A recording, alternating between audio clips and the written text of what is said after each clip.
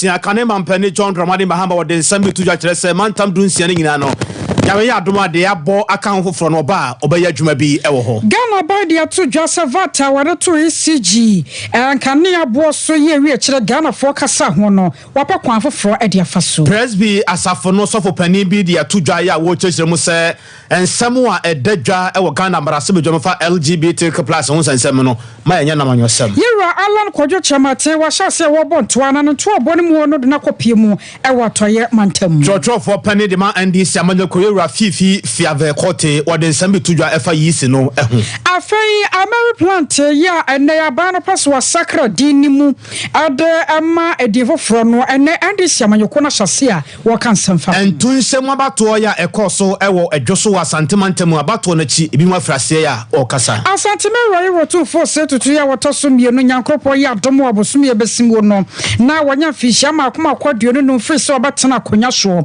na nei wa pawo aya jubilee conference hontoma ya de munchimu ebesom we no ye enianimu kakra bi ya pone ho e de amamode aka ne dɔso ya ewa akira ya deba Sompa TV anwumra no nsia berem kase na wugu so a wo hwe yi woni a wo wa santimantem o fa bi wo Sompa 93.1 FM Sompa 93.1 FM Sompa 90.7 Sompa 90.7 ewo bono na po ye fam kranza tachiman ene ne kentampo ene ne mpotamu wo musukuram Sompa 98.9 Sompa 98.9 eno ewo sunwane na afenso hafo ene ne mpotamu wo mo so etie bi ewo www.sompafmonline.com www.sompafmonline.com aba fontentafide nso nyina so ye ho no mabotimanya bia hwe na wanya bia kenkan na wode wosusu ne wadwenkyere aba mizo ne 5G de afra ne de yamfra ewo ho Dr. Silas Adawurma duro na onsabe kabi ema Revisa 3A Herbal Center Koko Master no wade abadwa so a esa ayamtim sisi yade na afenso Koko ase ma bibia no eye kama ye ne sciatica expert no 21st yare nka ye bia ka ho bia no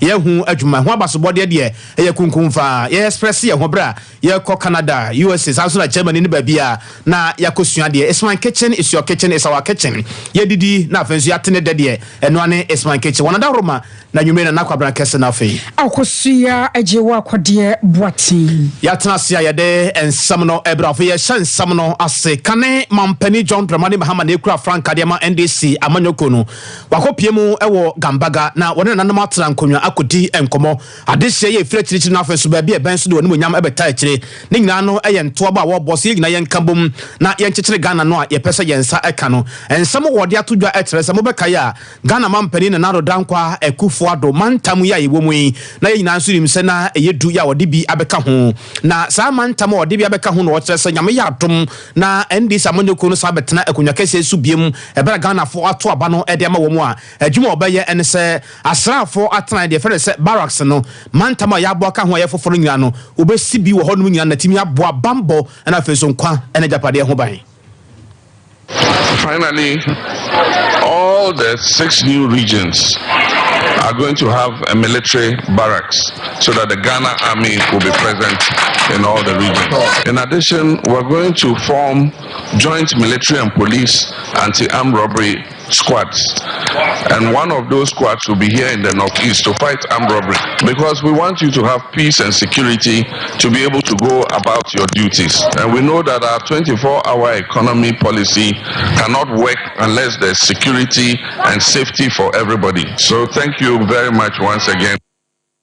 Kanema mpene John Dramani Mahama na santa mo Ghana ba ya dwene se wode to bi baba to ma Ghana yankane a wodo so sane ye na sakoba so wachina bi obi kwa akoton kane a ebetumi apagya ne mu kakra no ma Ghana yenya siketwetwedie ade afrimu na sika na Ghana ban ahwa ni mu se ye benya ade afri sa to ye kana savata na wode eto aya ECG enkane abo so no na aya 1.8 billion Ghana cedis ano ne sika ne ahwa ni mu sa oman ye betumi anya ekwowe akira Ghana for sori TI akira sa dabi ekwoba no sa no na aban no ya me ni ahahan sanso oman no de kan sika nim ya pa ya nwa ye hunu ya sene mu afenso kura mpo obi aye adwuma wo hunu ne ho ano enti kane akakra ne yebekwa akoto adam ne no kura preso dumso se ha dwene na aban ka so de to obeto so de anya de omanfo ebeti ase ya ka Ghana ban anam Ghana Revenue Authority ampanyimfo so akwo machi asa babiem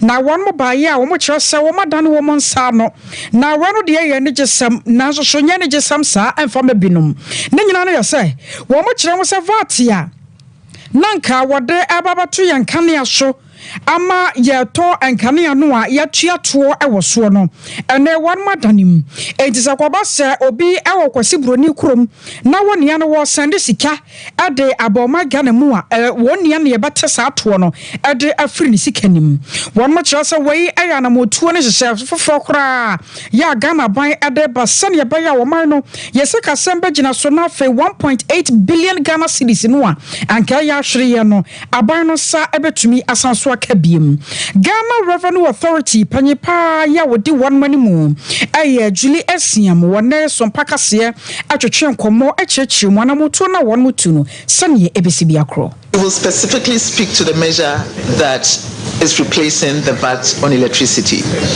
As Minister said, the measure that we have to put in place has to be a sustainable, clearly defined measure to replace the 1.8 and beyond. So the measure that we put in place is a compliance measure on foreign income of resident Ghanaians. Please, resident Ghanaians. Okay. This measure is already in the law, as Minister said, so it is not a new measure. The difference is that its implementation and application has not been implemented effectively. So in order for us to implement this measure, we have gone through with the aid and assistance of the OECD, gone through credible and sustainable processes and structures to ensure that when we implement this measure, the sustainability of this measure is going to go beyond 2024 in our revenue numbers. So this is the measure that, together with GOG and our mother ministry, the Ministry of Finance, is going to take place or is going to replace the VAT on electricity. And we're not hopeful, we're confident on the sustainability of this measure and its credibility to replace the 1.8 billion. I was your way, I Julius, no way, Panipaya, Ghana Revenue Authority, Wadano, and T. Sakwabasa, Busuani, Sandisi Kamawa. Bana Chiraze say what the tour at so, yes, at no, and no Enevatia, Abusia, Koya Nimu, and some food from my core half on offense so bono. Presby asafono owo enkabom kuo ewo honum na no na dwamtrani e de ma omuyewura Benjamin na kasai na Benjamin apia e de atodwaye a wo tere se LGBTQ+ ho nsensem a akoye hei ewo Ghana ha se no ya abobo akodura na adodankwa akufu ado aboboa no emu asem no ma yenye na manyosem wo de sansem nyina atudwa ewo ayankoma so ebra na nhyiamudie koso asem tra na edaso ne se Awurade Nyankopon a wo ya ahyase na afenso awieye Nyankopon ene na obie dwumadie na no na nsem a wo de tudwa ne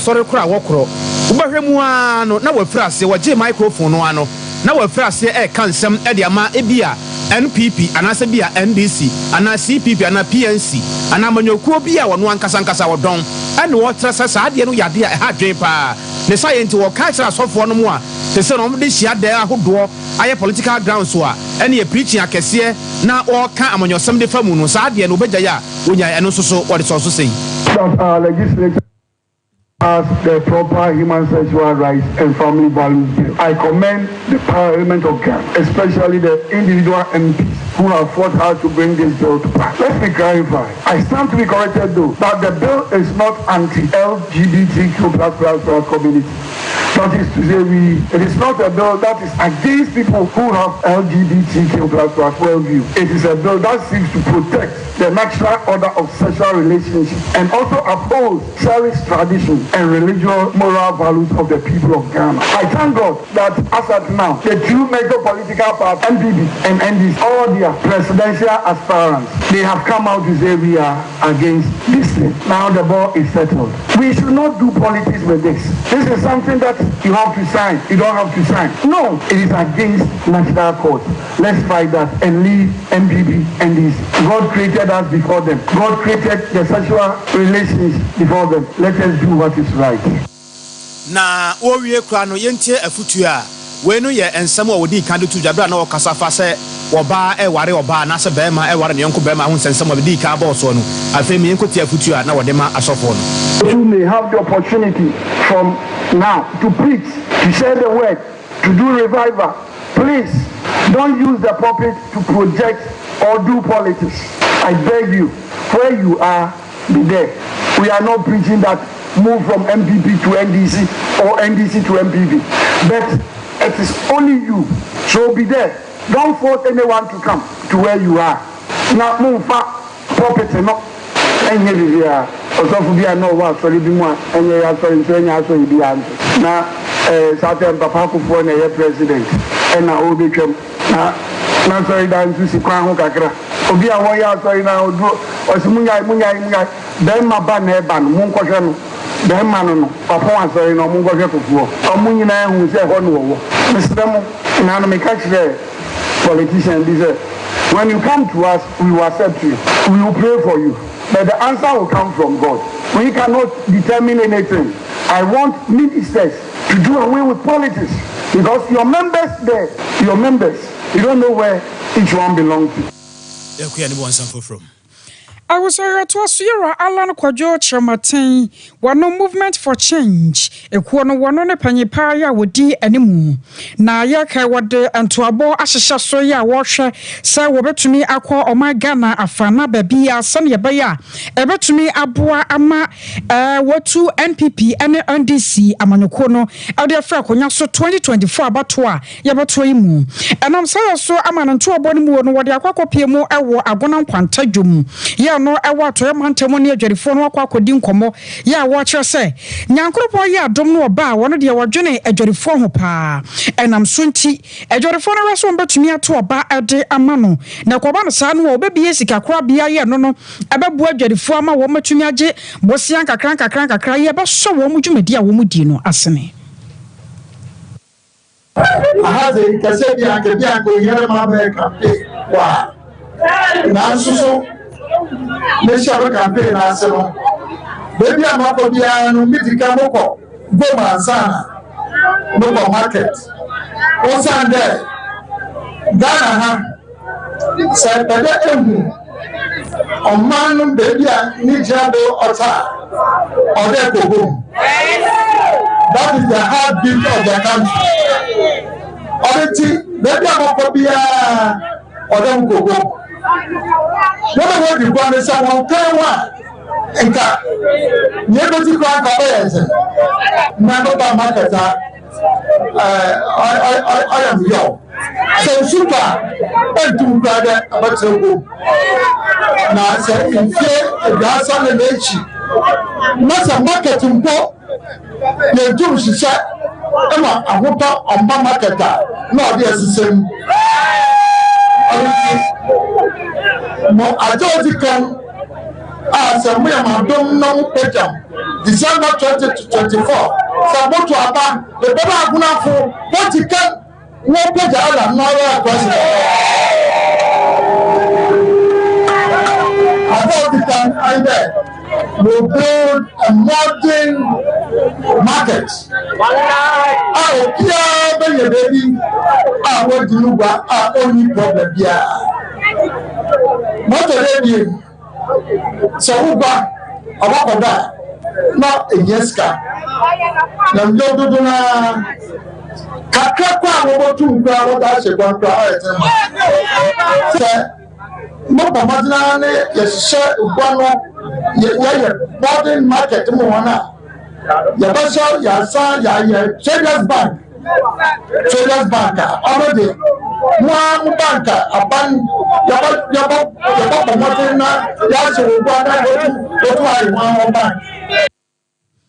and what you know, I got a 40 been so I can say, and you're walking tea on Batuamano. Never animate to be Allah, why you be dancing because why you be power, then tell us on your be on the president to my because one president, you got tired. I never the president, you got tired. How did you ever a year? Aha, to your parliament, I'm not quiet. Your parliament, the young man, your parliament, the rescue club. It's all about your got tired. Your papa, one, your pano on ye.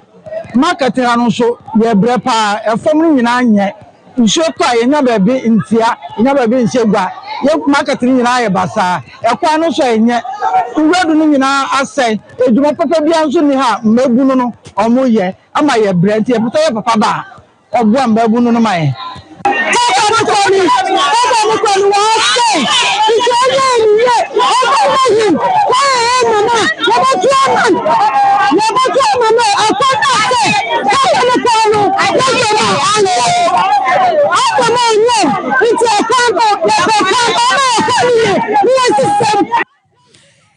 Mama Kwana yasa sanwari aya gona kwanta adwadefo ma no ana yekotie wo muni abusia nwumre no nsia brem kase na eguso ayede ma wo Sompa TV so na ohwei aba fonten tafide no so ye wo hobetime de wadwenche no nsusu ya ba berepem ye ba ye ho adwuma kamade afra kase no na ye de ma utie bi e wo Sompa 90.7 eno e wo bono na po ye fam wo ba bitise bi ankransa tachiman ene kentampo ne mpotam ho a utie bi e wo Sompa 90.7 Sompa 90.7 ne wo se bia wo sunwane koto krom ho ya himanom ne baabia no a chese obia giatum sampa e Sompa 98.9 one year wa half mpotem ho nyina so Sompa 98.9 ne one year wa santimanta crop okumasum se Sompa 93.1 FM Sompa 93.1 FM ero afifi ave court na nchen na yeduru one na general secretary ma NDC amanyoko no kasa ya wo tiem kire se yisi adwumako no odwom ho a ontia se kire se nima bi edi ka course na no oda ya eye ntete se o makande ne nima bi a omode eye adwuma wo matra ho onipa bi ma akowia laptops nima bi e ka ho na yira no omo ba bonte be ka so bibia anyira NDC fo pedede dodo kan semo a be wi akire no o ma ba giatum sampa sa ade no ayira na omode atudwa yira bossman kra ne samtrofa kasa kire se ade no ayira no laptop ne ade ayira no nya ade se be ha adwuma no to obi ada wona na fifi because ho na da wonda ya wo kasa asa be nti ho na da wo beda ye beto aba wo laptop ayira akade bia mokra madwumayefo bi kra kit ne ade hye som ne bia ayira ye ka wo obi ada wona na sa ne da nke kroma enko bia nanso daye ye ntie no The status, recovery effort, and oversight began stolen by the Two, we demand an immediate and comprehensive investigation into the theft of the BVR laptops and related biometric equipment, including a forensic audit of the voters' rings. This investigation, as we said, must be conducted by an independent body, supplemented with international observers to ensure neutrality and tolerance. The outcome must provide a detailed report that not only comprehensively identifies those actually responsible, it also outlines significant corrective measures to prevent such breaches in the future. 3. Furthermore, we call for a complete audit of the EC's inventory and security measures. This audit should encompass all BVR and DVD equipment and must be carried out by an independent auditor to verify the integrity of all electoral materials and processes. Let me be unequivocal. Na fiave kote chotro peredema NDC amanyoko no ewie na opani kwankyere fo no so hwe abato ho nsam so edema wo mo yewura Edward Omane Boamanso ebo no posei abato aban esansa asemia ya campus eno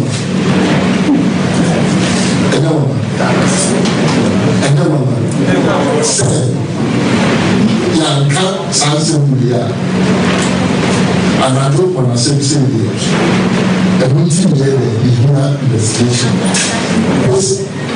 Western borders on what he has said. We cannot verify, we cannot confirm. confirm at this stage. If it is true that 4 people have been remanded based on this expose that we have led, isn't it extremely surprising, and are you not flabbergasted that between Tuesday and now, the kind of actions that we are seeing, what were they doing? Why were they sleeping on their house? We are more convinced that a transparent, independent investigation overseen also by external observers will be the same qua non to this theft and breach that the NDC uncovered through the Trotic crystal ball. Penny Quantra for here about to home some sodama and this Samuel Kronira Edward Omani Boama. Oro Godwin Edwige Tamaklo, I Director of Legal Directorate Edema NDC Amanyukuno. And Wakasa sir, when him the entire barrel wa pressa, Sasa, and you may be a yana dear biano. One uncle was what the time and Yaza Kaji, not Ghana for Bonabashunti. I don't know yana dear or Batana Kunyaswan was a setting. Was there where the attorney pass mercy, yet the way out to a bentain, Chasa Anonkua. An MPP by woman me. Now, Amari Plantia, NDC, Amanyokuano, one more pre. I sank a one badger sunny bayer, no Mariana, what they want, some Bajina, no cry, Ghana for Chaba Womo, Nanyasam Ketwama, a Korea Chilan Pipi Batana Konyaso, Africa almost Amari Plantino, can I teach you Quansusika, Sembinia Diade, NDC, Abubia Gum to Mokwemu, and Naya Dena Benua, I wasn't here, the Mwabasubadia, MNDC no, about where so they here was Sedin, and only idea one tiasiano. What do you want to me already and tia? As a bibia, no about was a sardine, bibia was so done din, Nagana for Abonabazo, one of crab pencil and a sardian by him. And I'm sorry, so I'm on Moyan for Eric Afo, one no, I am Rasaba Jania or General de Madasia, a woman through West, about to Empress so at Chemusara, when a crampon or band yeno, wapa, a yenuma beer as a MPP Amanyokuano, 1% 1 more year. Sunny Abaya, Yabonus as 1 more year, Juma. Now, should you may be at 1 more bay or by a way? Why couldn't MPP is behaving this way? And MPP are buying, led by Nana Danko Kufado, and Ebaunia. And you offend a new, I don't think so. Now, Ameri is now Ameri going to help solve problems in Ashanti region. The history behind Ameri power plant. Mekai Tama, Yadulu good Mahama so. At that time, we did president from 2012 to 2016. The previous government, most of them, 1 megawatts, the generation capacity in this country. Now, what be the idea? I saw the idea, no be meeting problems. And John Mahama, you know what you answer? I just said, solve them so in this country. And lo and behold, we solved them so. And one of the plants that they buy a bed and are married. In 2015-16, Agopa, any member yet bought John Mahama in Abai, set $510 million US. Plant na yakoja banet be solve problem of Ghana no NDC ayi to extend say on back 2017.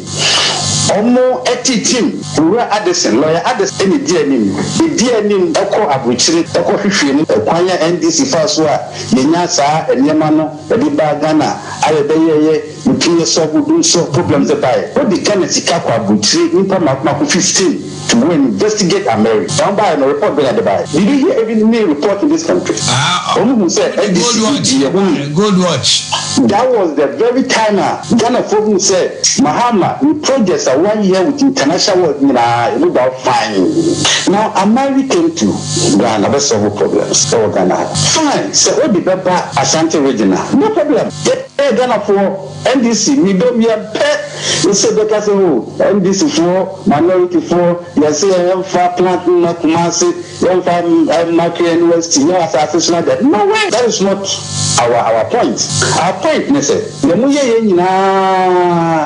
MP by 2018, they wanted to renegotiate the contract with America. And come the another 15 years, become 20 years. I dare say, I don't know, so you 5 years. The 60 year no, a buying their Ghana for their interest can be America. Whereby we wanted to renegotiate. We have got up to the next 15 years.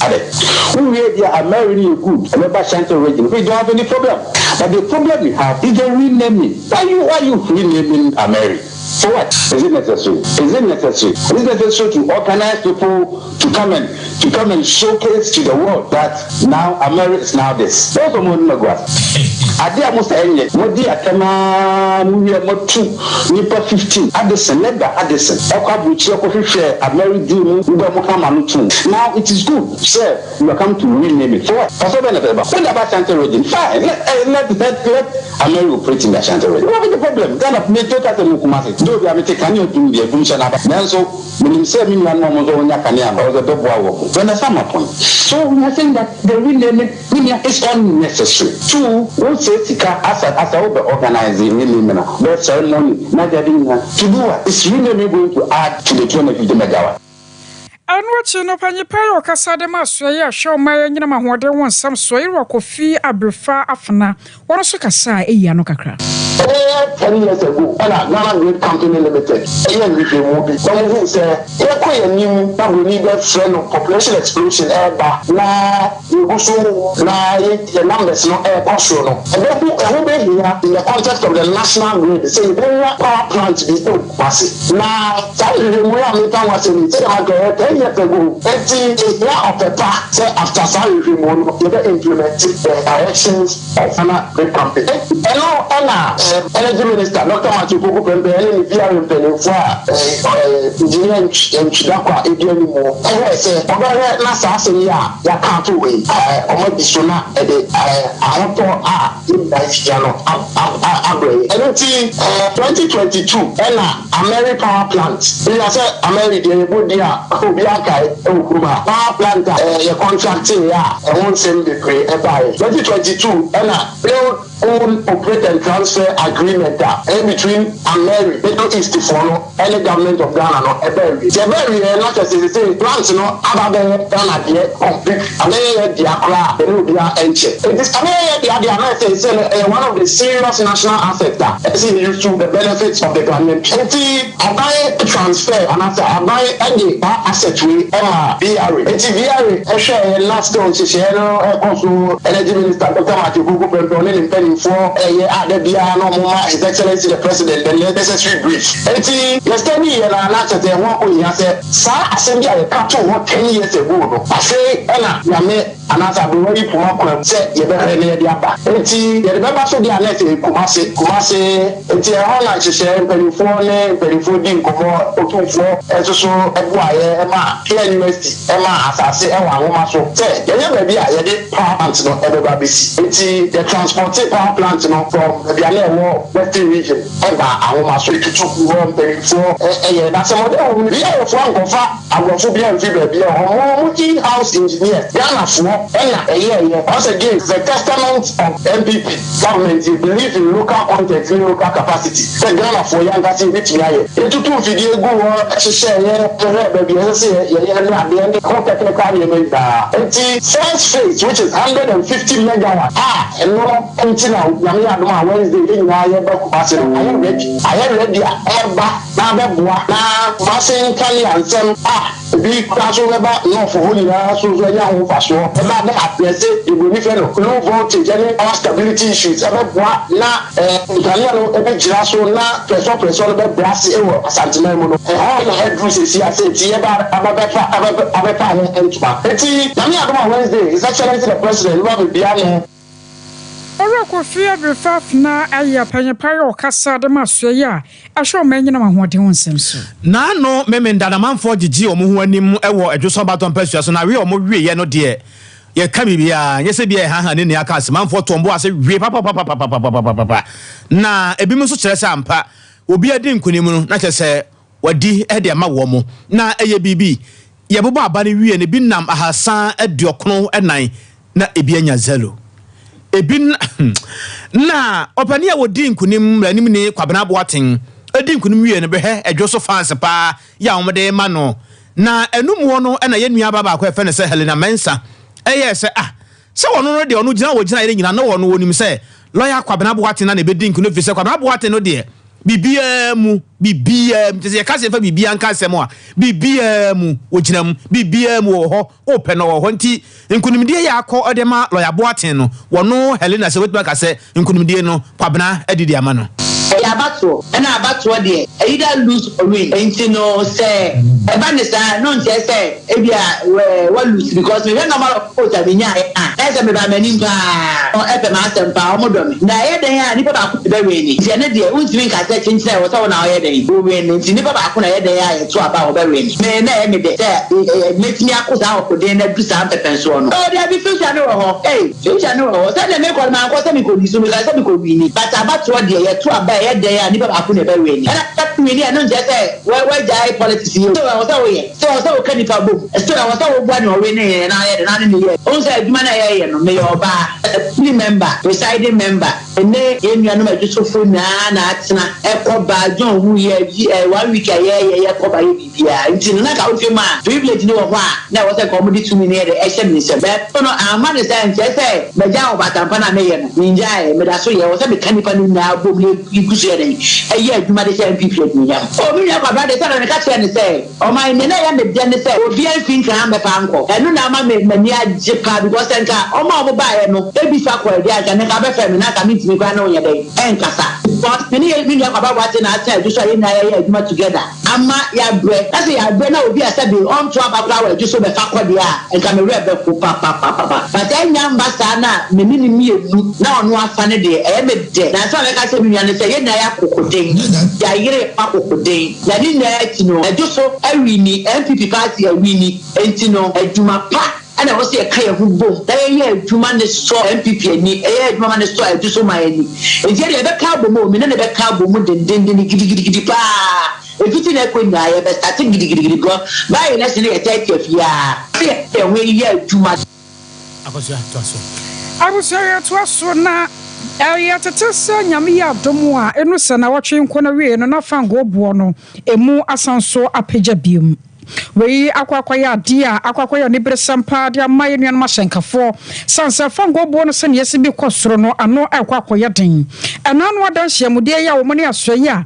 ehwe ma na ya kwantempo wo sanso ko hia na komunim seja enka bi papa be free Nazareth tabasa ne be na ka sentuade wo mbetumi atotum na so mo bono a ankwan kosiaga na akopek senior fellow Ora Samson Ade ene wona so mpaka sia twetwe nkomo ya wo kyerese edrumra bi kwampa na osuma senkafo sansa sa wo hwemu a ene fango bo no kwa ekosoro ene ka sentuade ntumu ya entumi ma asa beba ntumi ma no anemu odende na so be ne dey Ghana no bre ene ebre because ya homa consumers no ntiade bia edema consumers ko no ha to mo no ena ye na ya no mo ye hye ya mo susu de mo ha beto spare parts we ena fan no nti se fan no bo no so abra no mo ye hye na o to ma so se fan no bo so kwa na ekosoro na ma apart no ase o ka do ntimi mpa because ade a mo kasa no nti yes mo nya betre ebetima ye yie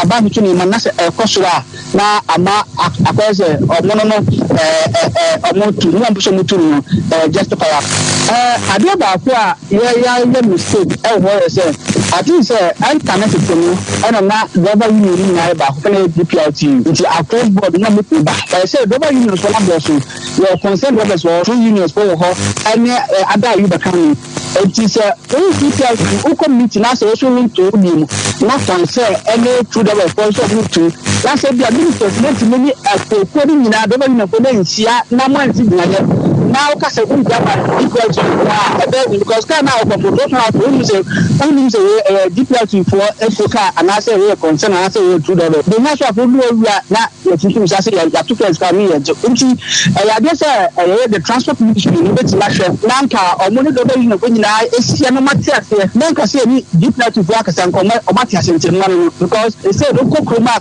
focus the na ko na ebo wa ni be na ebi to different global union nti ebe mu nyina ntase rather than say so DPR for nti aba say na obo to maka so aba so foka de bia ya to case na ya jo ma mo pra mo complain Anwachi no National Petroleum Authority anonso wada sobo be bo won mefa to bi a won ma twentwen so e wo fango so first price window na to petrol by 4% na diesel by 2%. Eti petrol ebono epeda efri 30 cedis 49 pesos per liter e dey call 13 cedis 99 pesos per liter.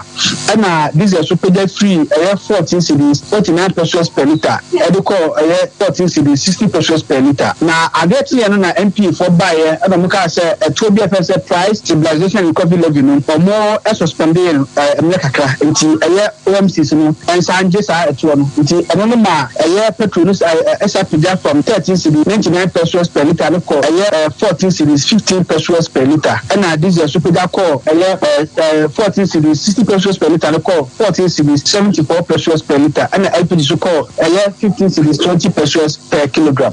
No nti tell me ba ni engine to fine sa eto no on say aban suspended sa eto no ema abra na emuye de no obo suspended sa eto no nti abra Ghana for nyema mu de maye no say o sakopa sa to so de ba ya de say e be hard nti ye de MP for e kan say you a mo de e ba no na ye nti ase ba omo so kama nti bia na so mo say PlayStation for no omo de sa eto no MP for na eto no e kan eto ho do a da fan no buo so e na abra petrol bo course 2020 won abanye sa to no sa dia ye yi to no ana say ya suspend ne dia no nti ma mo nji nti e ma mu jaye nti mu jaye na ma ye fan no so tikakra na sa to no kwa na ye to a ye to se ye fan no bo course e dwa man so a na ye yi sa photo ni bi na ye so ase kakra am bo na ba for nti ye suspend ye no e ma bo no so ba e ba fa kakra nti abra first person video ni ba ya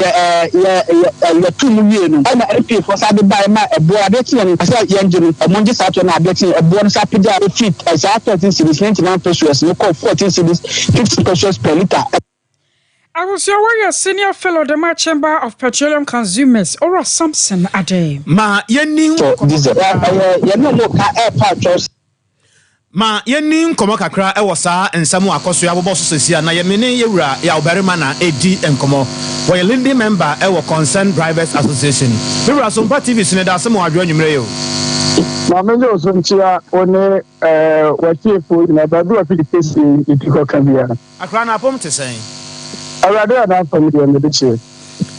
Transport Ministry no e de ato aprosifo anim e bra omde krata afa wiemu e kire omo se trotro for ne cars ahodo no a omugusu omudi nkomo no nyansiye no a omde mra na hye omo nsam omo ankasa gebo a omo pe no ye ncheche wo mu nyina mpa cha wate saa semi wadaroma Bacho ya te na mboya de bembo be se Yankopon ise ofeso oku bi odi ka se na adwen. Sano trem say. Oh, right. Abani se ye na ye manu hu aye hi. Eti odi say bia efie na omo ko no. Ye na edi omo ko. Ye nso nye sa na tie. Eti say no obi ombe hu bia osompe masem akwanze Nyankopon pe waku no no asay wa bin twenty papa assemble ya ministry in kan papa ode mo amu value rese wait mumba wait bia ni nti ye de yanti so dogo bi no abebe no ka say me wo blo wanchi a free 30 man eba wanchi omoji 20 cedis na minti me wasi bia ba ya be hwa so me no ka say 25 Ghana cedis. Yeah, Assembia Maho. Also, nam na okay, because me for much of Pacho some pap or friend Munyame. Yeah, now. Maybe I feel Ebia Okasabi a bit Mabacho, whatever. Oh, Cabin the pass my quack with my own one, so I try to say a better lolly famous. Nessa, And you, I didn't hear what I need a enter. I buy this a time my baby or Madruno, Jehovah, be other coming now, yes, Mukuya. I buy and I can say on kind of flow of my muha and trash and capo. If I tell but the idea, I have you now, you should be.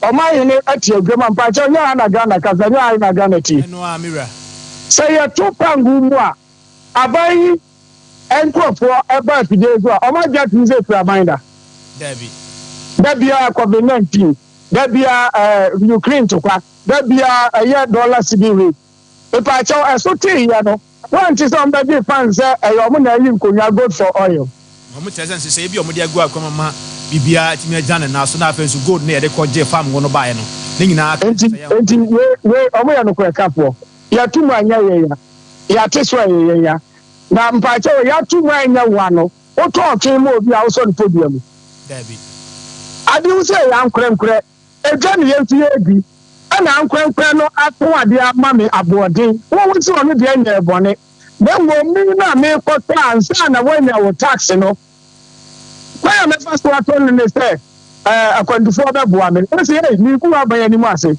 ejuba eji station 3 yesem yesi je ye betum afa dia wo to obi ani mu pass wo tum yesi ya tum wo se mo nchichi omo ye nchi obi a unti unya dede ya wuye na mpa ba bi tasa wa na ugu wo ani ma se wasem mira amuai what how ma ya bere man se say ba bi asem na kudu sesia yes on se krata ye da manimu a making kanya me ni wudi nkomo fa hono mo kire se mo hia ya enkomodie no enya nwie peyo na asem mo dikan adi nkomo no kan wararoma mo hia ye no de pa na ko so de dika abai no ni suba ya no na nu bi a mo be kai a atini be ma se ya nti e wa se ya de ye tesi ho no woni mi say ko hia security campus wo mo mo nyina including chief of staff ya ko papa ya o man penyina yi na di a o de na ko se ni nche keno fori ata no ka ho bi transport minister etiwobi ya kanda pa mpenyina ke se we nyina no mi nyina aka ho me bi che won kai se adoma for buy ya be bo mama ne say abai say media budget o ba yi sa tax no free ho ewi ase TVC penyini pusa abai awo workers day e May day ase abai se there bi menka sa na miya na baka dudu ete ene ye mbi wa moto ho ehu so mo nka no kure mba che se woni abo achechede etopono na di nso kwoti ba bi abema na aduane ni bi da bi sa wo ka che se won ko horo ne nsamra de a obeba no besa de ne nsa sisi from de aduane na ompese obema no ebi no odi ye ya tumu a na o te se ye ka wa asema hey momra ya kwa oh ma asema ide uni say man panyini the listing government o na asoma me ma me fanko na me fanko to ni we cabinet kwatena so ani o ba bo tunu as man panyi kwa Guyana o man panyini ma o man panyini kwa AU meeting so man panyini kwa AU meeting e to party mu a o man panyini wa Guyana e be to case kem oba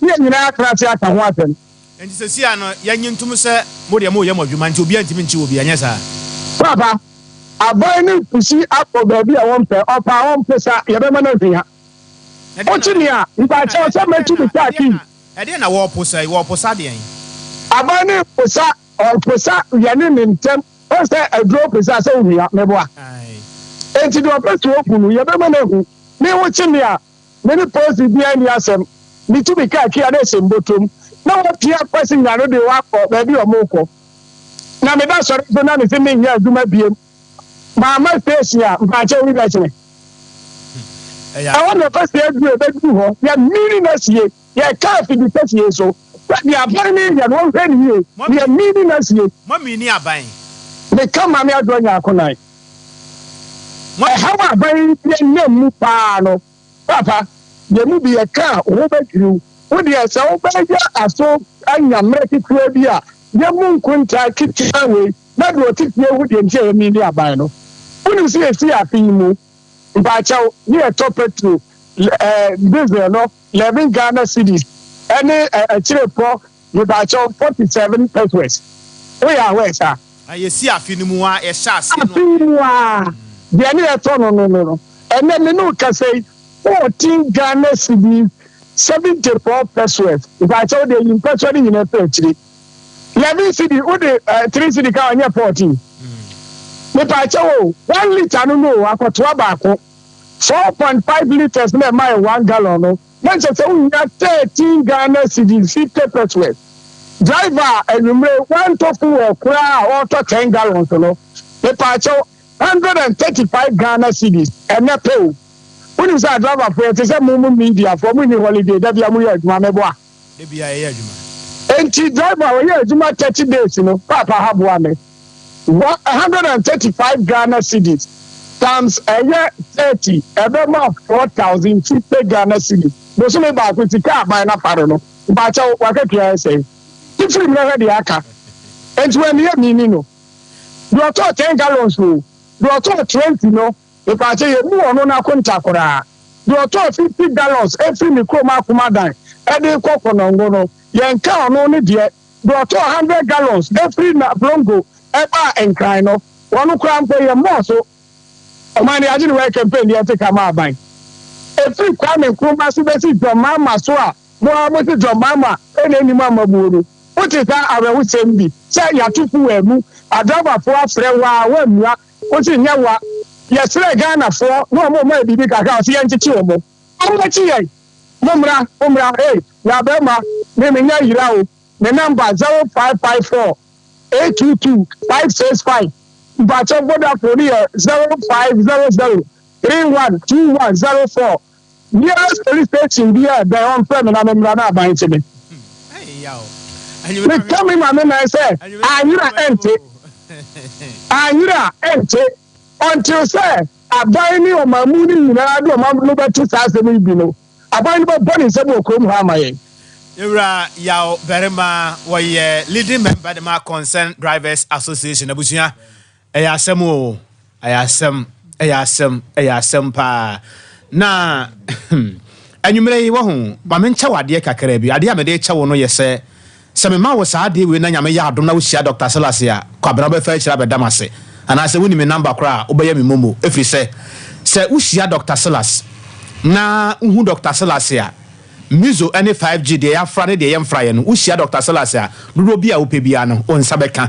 Ya who say mantam nino, Dr. Salas, near Yamano, ya one nam ho, Opedo door saying, oh, Henny, what do you need come over package become na what ya bro? Who's Dr. Salasia, what who Muzo, who Dr. Salasia, what who 5G, they are Fra. And the AM Friday 0246 270 221 0246 270 221. Yamaya Duma watching us already at the Asa. Yam Krabatan doors, a man tam doing selling in a ho, called Nekwaji Apomudene, Yanis Siatica expert in the 21st clinic. Yarian Kayabi, a can who be a young Wojuma, a Rumubia, a young Wojuma. Siatica Yaren, so Sisi a Chihonum, Nafa Tofa with Silimu and none to honey idea, na ABC Forno, in Yawa, a Bekuma to Atchini. Yam Krabatan doors, a man tam doing selling in an, your Wasam Power Way, Yana 8 year 0540.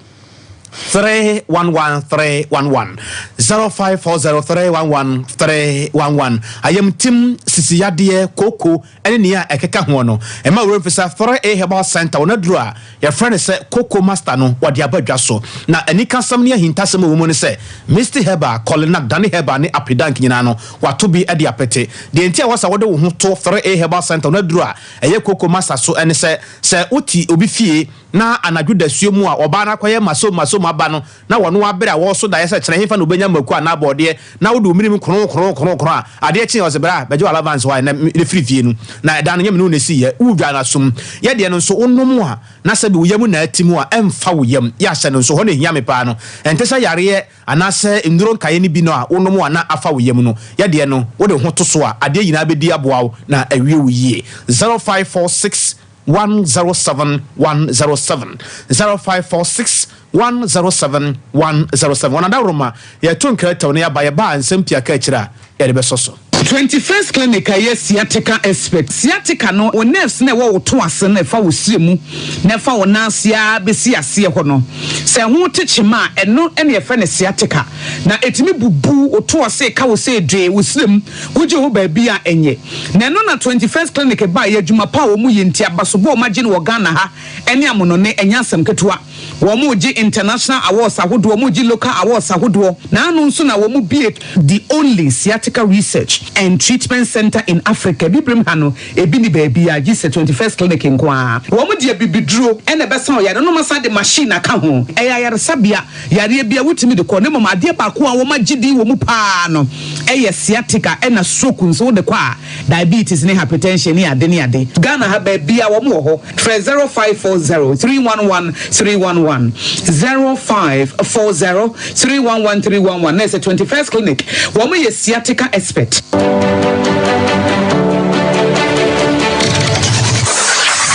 Introducing Mixer 5G Sparkling Drink, a whole new refreshment in a can. Mixer 5G is a tasty non-alcoholic drink. It is a perfect companion for all your events, including parties, weddings, and funerals. It is made with green tea, ginseng, guarana, grapes, and grapefruit.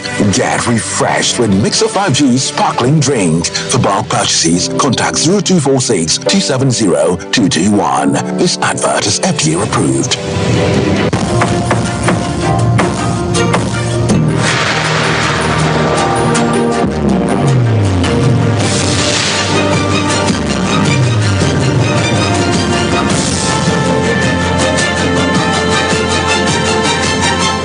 Sompa TV, Emma Akitiapa. I was here for you, the more say to and some so I have for original health directorate. I was here, and now watching a real, you know, one more Eddie Juma song, Yana Yanada, Efa, and Tontom Nut, and was sunny a banner, Baba Hopine, Adia free, malaria fever, was sunny a banner, and Tontom so, one monkey basa, and my DAB, and Mamma Chie, and I'm sorry, so I'm a brump and your four corner, one more church, and one more day, no more quadrilumu, as the kind as Shia, ya one more so, General at a farm, was sunny a best. Be a channel for sending a war foot to a corner for Ghana for Yabatumi and Yahu and Tiasie. I have original health director, Dr. Achu Dodo. One Sompaka Sia to Chinkomo a bra and Shiamudiano Eri Mudino. The essence is the share stakeholders are more regional level representations of all the communities so that we can brief them about the exercise we are coming to do. Because from next week, we will say health worker be able to show within reason within we'll have a check mosquito net. So that is the essence. The same activity will be carried on at the district level. The district teams, you know, so they engage the local stakeholders, you know. With the regional stakeholders, so that regional minister, when himself BBC the course, chief imam, and himself BBC the course. Trainings, you know, they are started at they are training regional level, district level. And as we speak, almost training, almost house to house, higher registrations, you know. Registrations will start next week, Thursday. We start next week, Thursday. The bell register will be, and then it's for 5 days. The weekends, so that's almost weekdays. You know. Weekend, they'll be in the house. And everybody should avail him or herself to be registered. Because the one register, into me, net and to be able to normal register. You know, no poku ye work at a chair or dick kind. Trafford, ya were no a war with traditional area. Then also Casaka. It's a mosquito net as some and then I buy a chair. I buy a mosquito nets, action, baby, because malaria high in Africa high problem. Yeah, they can see by malaria. First, no can clean the back. But available modia the nets ya abe ama malaria a coffin. Gracia sabi kanea ni ho baby pra omu ni ska no mu dia to mosquito coil any mosquito spray na mum net no boa ema ntuntum na ebeka wo mu no santuntum no sabi emu enya access to nipa no ebra oda mosquito net no and say aban de ban no eye pa aban to atwa so the mosquito net ya pa several times but ya manfo no the anti mase obi wo ha ne saka mosquito net na ofi say ya how man ofi say ono open from afa no ho mosquito net odisi ne so a afi na enfama from ti ofi say heat and heat but heat no yes ne say ka mosquito beka ma wonya malaria heat enku nipa na so nipa ni bebre no omo saka net no a omo fa nya de e wo so omudi ye nti aban de wo na from de yen timamfo no na wo say ye boa aban no na mosquito net no ye di ye de wo say adin no de ajo say mo aberi na buru mo aberi ne ba ti wo de aye I was your traditional area, Nana Poku Yabuakatachi. Ora Kwabena Bedin ena ye konin chain, Bibiani, and ya so bequai. Quai brutium, 1 hour hesono, penny ya womu ena kasei. Ora no chere omabo adwuma ewo wasa dwabo ye no ewo upper west forest reserve honum na enya samketo akra excavators amanfo afa akiri ho e de excavators ye adwuma ewo kwaye no mu a ano odwen se japade pa ewo empotam honum na omo chere excavators mako enan ya omo nsa aka no omo de jatum ya omo ahire nyina na omo ye se omo ni mpanifo be hye nenso mpanifo bi wo ma woto nsa frɛ omo kra se bomra na yenhia na akwaye bo achibidin obia empese wo na nimeba echiranko woni a wo ye adwuma ewo kwaye mu hono no mahunu saa wo na wo chese wo no wano ate wo nkwa na wonimi kasa ya wo no mampanimfo ba kire no na ewura ede nsem kakra amansem twofo intelligence gada kakra na etu ho anamo nti hamrachi be 2 am na teams a me bomb panimfo ma nim de ma me no beduye yesim ewura kwaye nim nyame nchade idu no mu ye adwuma hamrachi be 2 no me just so den but nyame adom any numbers e coin it machines 4 excavators 4 muno we dey muno nyanza machines ada muno dwan machines 4 ya shoma ni nyina ya hye no it be ba so asombrem nyame adom obi ahwanka se o ye adwuma na oto bo ase geda the necessary intelligence eboa inti time de konye nim se be kwa akoto mu ho frankly no mu nim ye do ayeba na nyame nim ne yeso do so inti midnight de obi kasa wote se bi kan wachi si mfesi omu obi si nim do mu nam so ba nyame nchade at least itimi over power omo no mu ye adwuma no ema itimi no arrest ene de anche obi a omuti enka no mu dwane no masesi uranim kwaenim attack bia ma ye nanom ahemfo ene omuti area na no mbehia ya kire omu ye problems no muso aka mu de ne nyina ya bom ama na je kwae together they invite ohima wo no twice or mother 2 meetings amene ahemfo a matwa apawasa reserve no we hia nyina no queen mother ne mother inti pa ye bono dem ha se bebo ama ya sizi illegal mining no ma me nka ho dwabo hema me de nka me team pon se me team vita branch amaba ye mwa na at least some real say ye enlightened no ye mfa kwae ni nsi hobiem but queen mother ne ready so be cooperate inti pa me ne ahemfo aka no bo dem ha no eno na anamon ne echi se nyina be ka bom na ya eliminate illegal mining ya follow up akosia ko wani mai Express Group abusia wonom na ya kwanto mu nsem no ye de akọ na omade hu dwumade amaye Express de se wo kan se wo de wutu kwan yo yanko Canada US, UK, Holland, Australia, New Zealand, Germany. Ana he na opasa woko.